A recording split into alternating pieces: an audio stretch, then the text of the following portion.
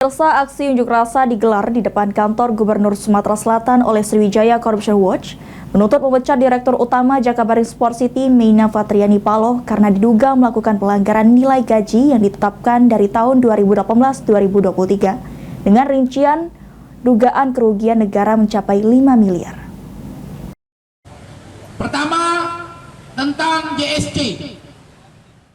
Massa yang tergabung dalam organisasi Sriwijaya Corruption Watch melakukan aksi di depan kantor Gubernur Sumsel.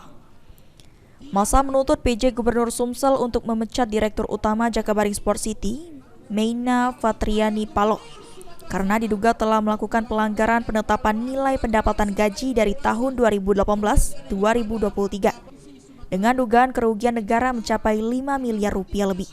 Serta di tahun 2021, terjadinya perubahan fungsi mobil truk menjadi mobil towing dengan membayar DP, namun diduga dana tersebut digelapkan oleh saudari Meina dengan alasan dana tersebut telah ditipu pihak bengkel karena pihak bengkel di Jakarta menyatakan tidak pernah menerima uang DP dari saudari Meina.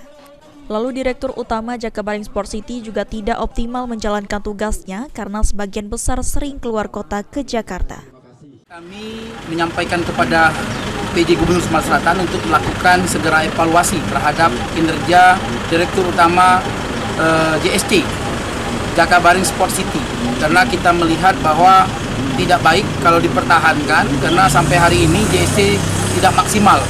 Karena ada beberapa temuan kita terutama merugikan negara, ada kalkulasi gaji yang tidak sesuai, melebihi dari RUPS, dan kami anggap ini suatu temuan dan sebagainya, kurang lebih sudah 3 tahun sampai 4 tahun ini, dan kami anggap sudah kalkulasi keuntungan negara kurang lebih 5 miliar lebih.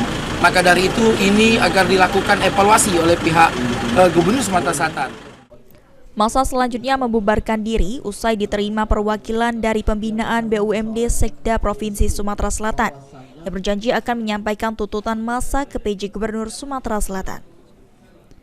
Sementara itu, Direktur Utama Jakabaring Sport City Meina Fatriani Paloh saat ini dikonfirmasi melalui telepon belum bisa memberikan komentar apapun terkait tuntutan aksi yang dilakukan di kantor gubernur tersebut. Aji Delia, PAL TV.